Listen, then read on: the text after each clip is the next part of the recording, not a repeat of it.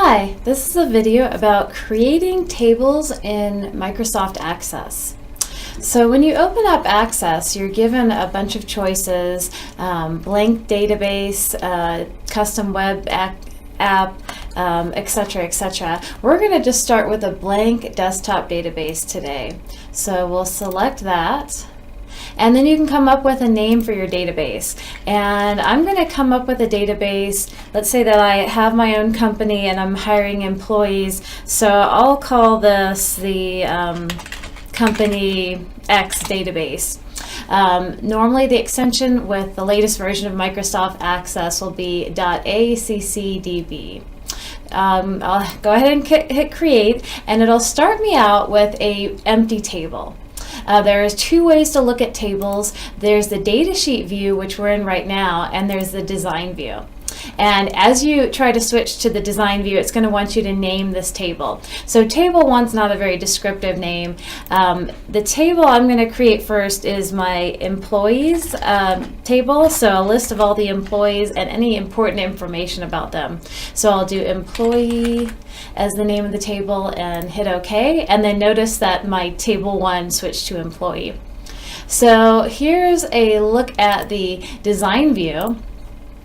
And I can see as a default, I've just got one field, it's ID, and it's auto-numbered. That means that every time you add a new employee, this auto number, it'll come up with a next unique value in the series and add that in there. So it's not a bad idea to have an auto number in there, like an employee ID number or something. So I'm going to leave that, and I'm going to add some new fields below that. So for instance, I could add a field for the employee's first name. And the data type is the kind of data that we'd store in there would be letters.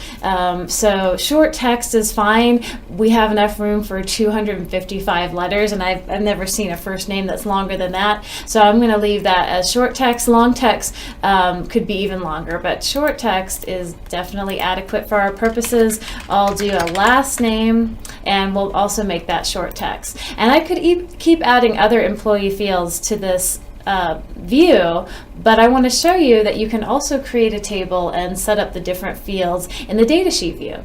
So in the Datasheet view, everything you see along this first column here with the field names is going to appear along the first row. So we've got our ID number, our first name, and our last name. And if you want to add a new field, you can just click here to add. So let's say our employees also have the date they were hired at the company.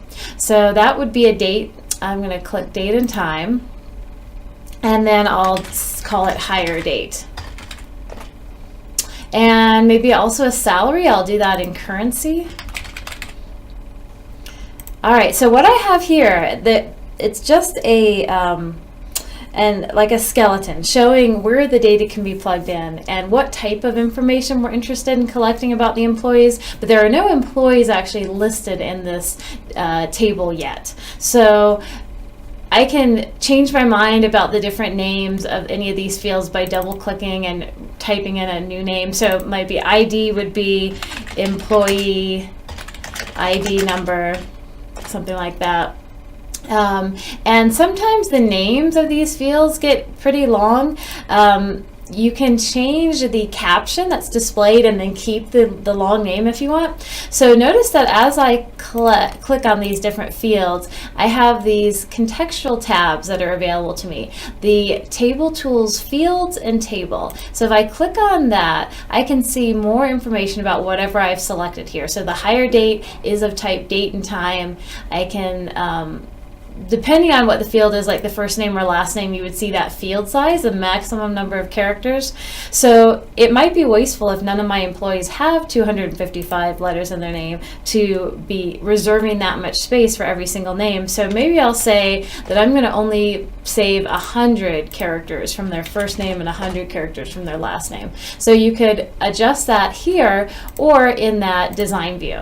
And from the design view, you see all the fields down here. So the field size.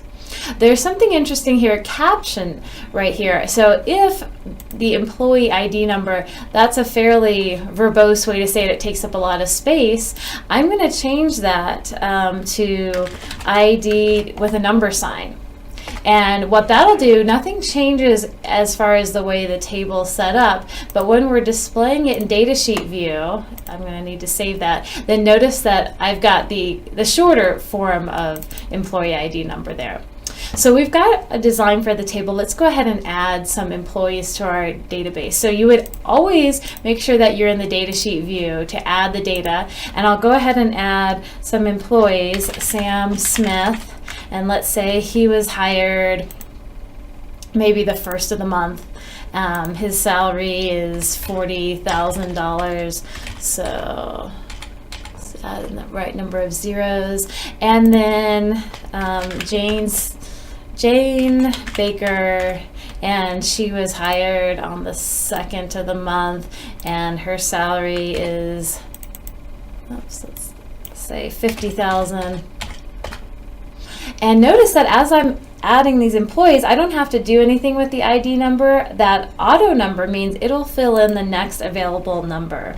Let's say Bob and